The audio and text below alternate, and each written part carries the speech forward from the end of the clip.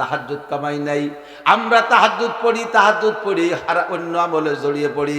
আর আল্লাহর বান্দা তাহাজ্জুদ পড়িয়া জিকির করতে করতে ফজর পর্যন্ত কান্নাকাটি করে। একজন পুলিশের বড় অফিসার ডিআইজি মানে বিভাগীয় প্রধান। তুমি আল্লাহর ওলি হয়ে যাবা, চলে আসো। আল্লাহ পাক রব্বুল আলামিন বলেন, ওমা উমিরু ইল্লা লিয়াবুদুল্লাহ মুখলিসিনা লাহুদ্দিন। ও বান্দা, তোমাকে হুকুম করা হয়েছে যে ইবাদত করবা, প্রত্যেকটা ইবাদত একমাত্র কার জন্য? কে আমারে ভালো বললো আর কে মন্দ বললো কিছু আসে যায় না। সারে দুনিয়া হো सारे दुनिया हो मुखालिफ फिर न कोई नुकसान है, खौफ नहीं कुछ गम नहीं जब रहमत रहमान है।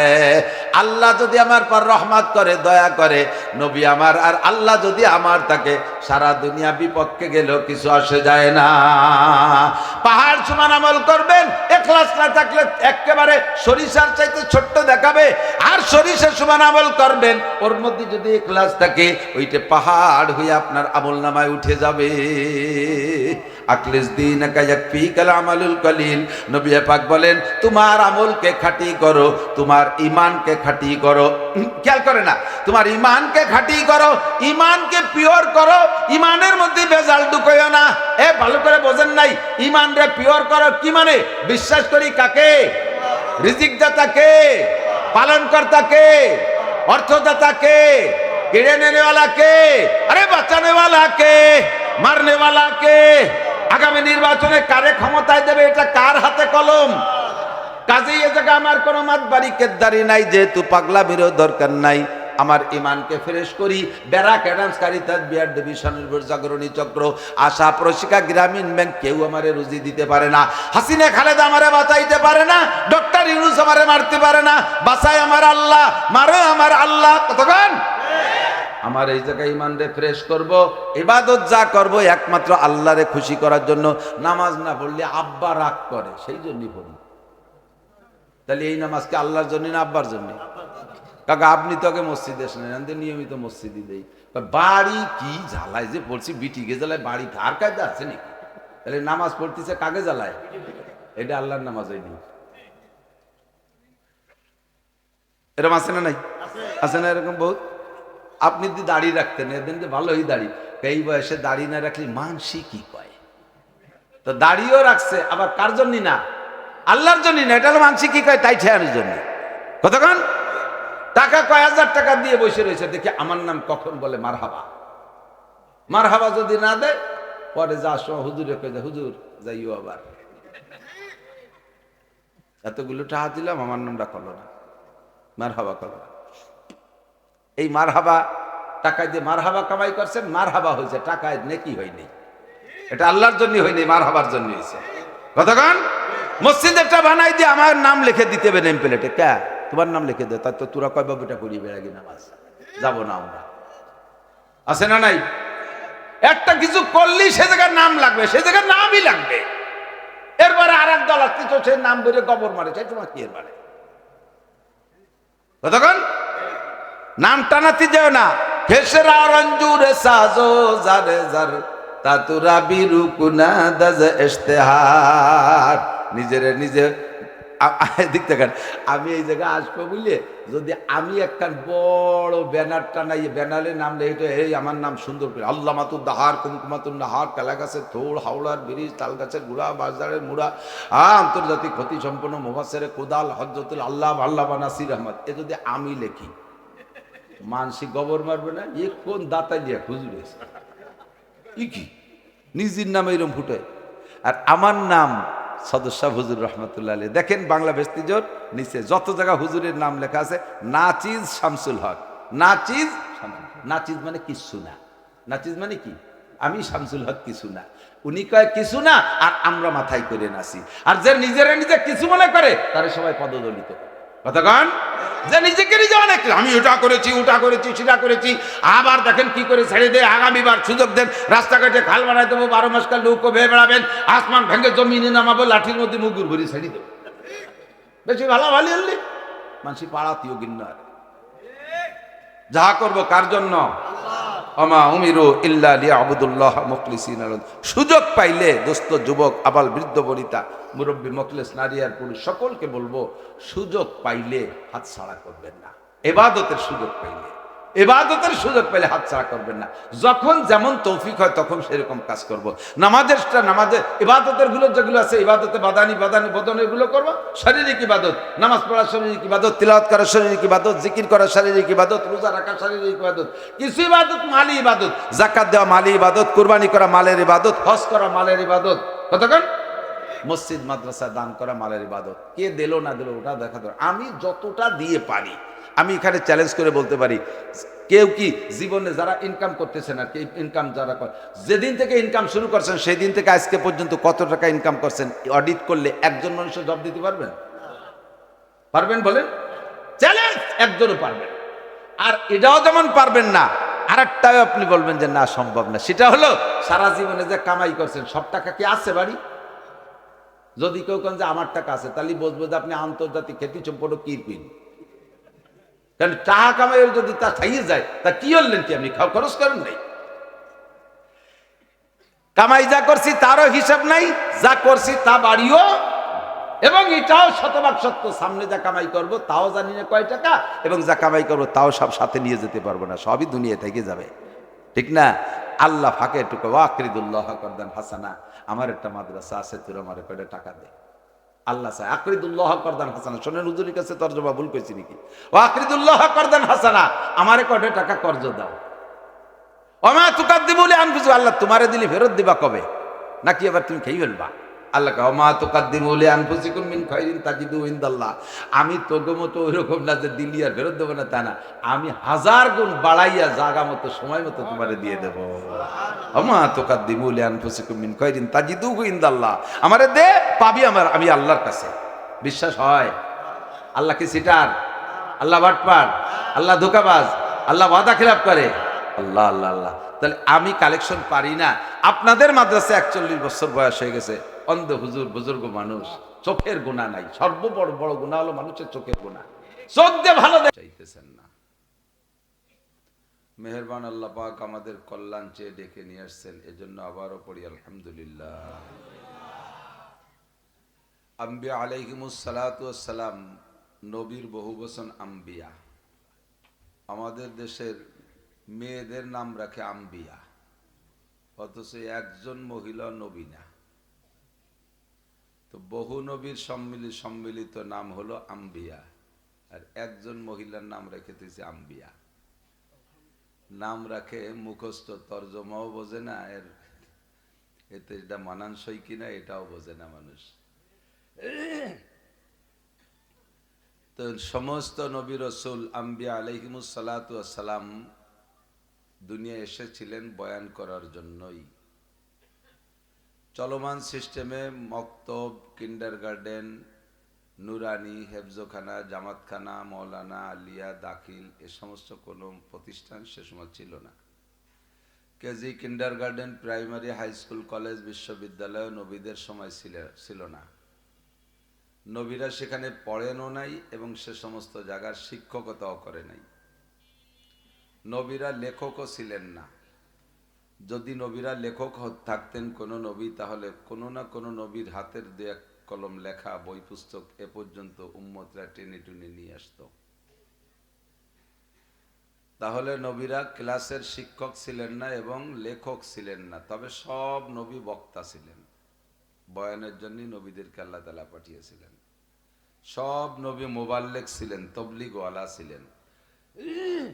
তবলিগ মানে উম্মতের কাছে দ্বীনের দাওয়াত পৌঁছিয়ে দেওয়া। তো যত নবী চলে গেছেন সব নবী বয়ান করেছেন। নবীদের কার্যক্রমগুলো সব শরীয়ত সম্মত, একটাও নিজের পক্ষ থেকে আবিষ্কৃত না।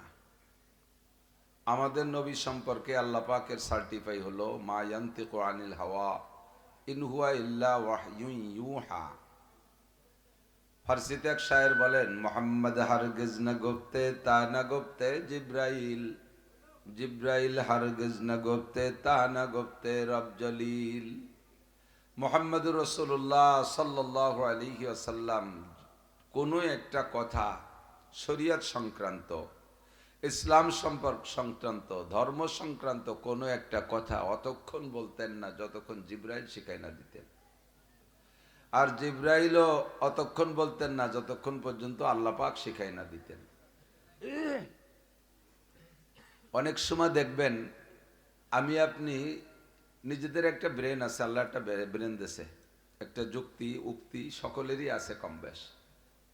আপনার কাছে একটা বিষয় জিজ্ঞাসা করা হলো, আপনি সঠিক জবাব দিয়েছেন, আপনি একটা জবাব দিয়েছেন, দেখা গেল আপনি ওই জবাবটা কোনোদিনও বই পুস্তক কিতাবাদি থেকে পড়েন নাই, কোনো হুজুরির কাছে শোনেন নাই, কিন্তু জবাব যেটা দিয়েছেন হুবহু কিতাবের সাথে মিশে গেছে। কিতাবও যা বলে আপনিও তাই বলছেন, অথচ আপনি পড়েনও নাই, শোনেনও নাই। আল্লাহ তাআলা প্রত্যেকটা মানুষকে কম বেশ এমন কিছু আকল দিয়ে থাকে। নবী আলাইহিস সালাতু ওয়াস সালাম মদিনায় যাওয়ার পরে একদিন মদিনার এক ইহুদি, হুজুর কি নবী না, এই ট্রাই করার জন্য, পরীক্ষা করার জন্য ইহুদি একজন পণ্ডিত আইসা, অবশ্য তার উদ্দেশ্য ভালো, যে আমি এই প্রশ্ন করব, সঠিক নবী হলে জবাব দিতে পারবে আর আমি তার কাছে ইসলাম গ্রহণ করব, আর যদি ধোঁকাবাজ হয় তাহলে জবাব দিতে পারবে না, তাহলে তাকে প্রত্যাখ্যান করব। উদ্দেশ্য ভালো না? অবশ্যই ভালো। কারণ আপনি কার থেকে কথা শুনতেছেন? হুজুর বলেন উনজুর ইলা মা ক্বাল, উনজুর ইলা মান ক্বাল ওয়ালা তানজুর ইলা মা ক্বাল। দুই রকমই আসছে হাদিসের শব্দ, উনজুর ইলা মান ক্বাল ওয়ালা তানজুর ইলা মা ক্বাল। কি বলল, কত ভালো কথা বলল সেটাও দেখার দরকার আছে, তবে সবসময় সব ভালো কথা শুনেই তার ভক্ত হওয়া যাবে না। উনজুর ইলা মান ক্বাল, বলনেওয়ালা কেমন তাকেও একটু দেখো, বলনেওয়ালা কেমন তাকেও একটু দেখো, তারপরে তার কথা শোনো। বলনেওয়ালা যা বলতেছে তার ভিতরে বলা অনুযায়ী আমল আছে কিনা এটা একটু দেখো। আবার অনেক সময় আছে বলনেওয়ালাকে দেখতে বড় সুন্দর কিন্তু কথা সুবিধে না, কথা সুবিধে না, এ জায়গা বলা হয় উনজুরিল্লা মা কাল ওলা তানজুরিল্লা মান কাল। অথবা বক্তাকে আপনার চোখে সাইজই মানাচ্ছে না, এত বড় বক্তার নাম করা, এত বড় 3-4 পৃষ্ঠা ধরে তার নাম লেখছে, যদি গায়ে পায়ে ফুসায় না, কি সাইজই ভালো না। এ সময় বডি দেখার দরকার নাই, উনজুরিল্লা মা কাল, শোনেন কি কয়, কোরআন হাদিসের সাথে মিল আছে কিনা। ইহুদি হুজুর আলাইহিস সালাতু ওয়াস সালামকে মা কাল এবং মান কাল দুইটাই মিলাইতে আসছে। কি বলে তাও শুনবো, আর কে বলে তাকেও দেখবো। মদিনায় যাওয়ার পরে হযরত আব্দুল্লাহ ইবনে সালাম রাদিয়াল্লাহু তাআলা আনহু তৎকালীন ইহুদিদের সবচেয়ে বড় আলেম মদিনায়। তো হুজুর আলাইহিস সালাতু ওয়াস সালাম মক্কায় থাকতে ইসলামের প্রচার প্রসার তো সব দিক ছড়িয়ে পড়ছে। আব্দুল্লাহ ইবনে সালাম ইহুদিদের বড় আলেম, তৌরাতের মধ্যে জানে যে মুহাম্মদ নামের যিনি হবেন তিনি আখেরি নবী হবেন। তো যেহেতু মক্কায় আত্মপ্রকাশ করছেন, তো যাইয়ে তার কাছে ইসলাম গ্রহণ করা দরকার। কিন্তু তাওরাতের মধ্যে তার পড়া আছে যিনি আখেরি নবী মুহাম্মদ হবেন তিনি মক্কায় 13 বছর থাকবেন, এরপরে মদিনায় আসতেই হবে। তো যদি মদিনায় আসে তাহলে বুঝবো যে তিনি সেই নবী, আর যদি মদিনায় না এসে মক্কাতে ভ্যানিশ হয়ে যায় তাহলে আর ওর কাছে আমার যাওয়ার দরকার নেই। এটা একটা পরীক্ষা। তা আব্দুল্লাহ ইবনে সালাম রাদিয়াল্লাহু তাআলা এই অপেক্ষায় ছিলেন। মদিনা মক্কার 13 বছর নবুয়তি জিন্দেগি কাটানোর পরে হুজুর যখন মদিনায় আসছেন, আব্দুল্লাহ ইবনে সালাম আর সন্দেহ কিছুই থাকলো না, ওনার বুঝতে আর বাকি নাই, সাথে সাথে হুজুরের কাছে চলে গেছে। 3টে প্রশ্ন নিয়ে গেছে, যে জিজ্ঞেস করবে 3টি প্রশ্ন। তো এই 3টি প্রশ্ন নিয়ে যাইয়া জিজ্ঞেস করবে, যে সামনে বসেই প্রশ্ন 3টে ভুলে গেছে। চেহারা দেখেই উনি বললেন, আমি যার কাছে জিজ্ঞাসা করব সন্দেহ করে যে কি নবী না, প্রশ্নের মাধ্যমে তো ট্রাই করব। তো এই চেহারা, যেই চেহারা আমার সামনে আসছে, এই চেহারাটা কখনো ধোঁকাবাজদের চেহারা হতে পারে না, এটা কখনো প্রতারকদের চেহারা হতে পারে না। একটু জায়গায় দাও তো বাপ, একটু জায়গায় দাও, আমার নিচে কথা বলে মাঝে ব্যথা হচ্ছে।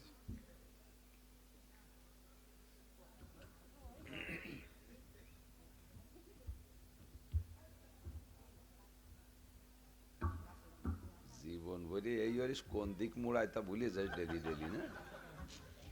আলার বেটারা টাইট তো দেয়া থাকবে, কোন দিক টাইট দিয়েছো খুলতে হবে তো ভুলে গেছো।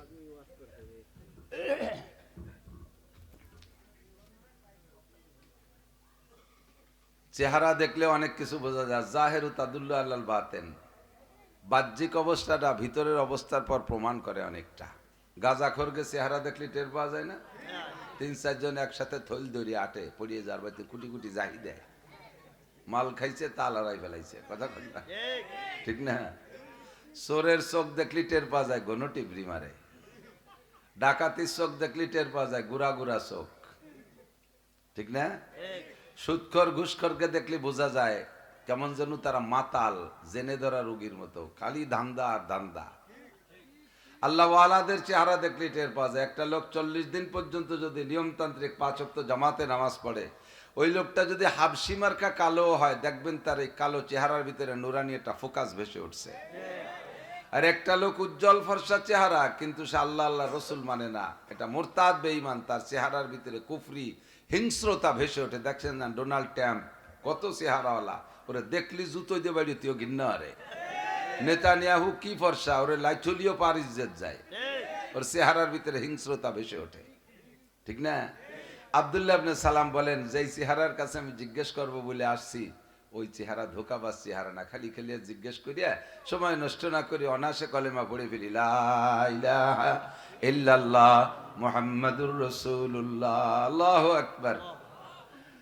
আল্লাহ তো আজকে ইহুদি আইসা হুজুরের কাছে জিজ্ঞাসা করবেন, জিজ্ঞাসার উদ্দেশ্য ভালো, উনজুরিলা মানকল উনজুরিলা মা কল, কি বলবে তাও শুনবো, কে বলবেন তাকেও দেখব।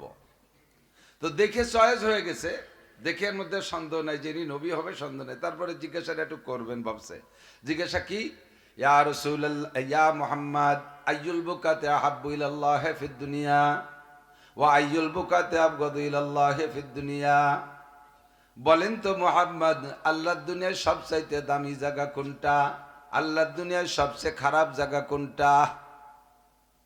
আপনারাও জানেন, কিতাবা দিতে না পড়লেও মনে মনে একটা বুঝ আছে, সবচেয়ে ভালো জায়গা মসজিদ, সবচেয়ে খারাপ জায়গা বাজার। আমি আপনি জানি। তো আমার আপনার জানা অনুযায়ী অনেক সময় কিতাব থেকে পড়ে না জানলেও জানি, যেহেতু জব দেওয়ার জন্য পাগল হয়ে যাই। চার দোকানে বসে আছেন, চলেন যাই দেখেন একেবারে নগদ 5-7 জন 10 জন আগের থেকে বসে আছে, এর মধ্যে আমিও যাই বসছি বা একজন হুজুর যেয়ে বসছে। তা আমাকে দেখলি তো পাবলিকের একটু চুলকনি সাথে একটা খোসা কথা কবে না, একটা আসল কথা কবে, তো মশলা একটা জিজ্ঞেস করছে। আমি ভাবতেছি যে এমন জটিল মশলা কিভাবে জবাব দেব।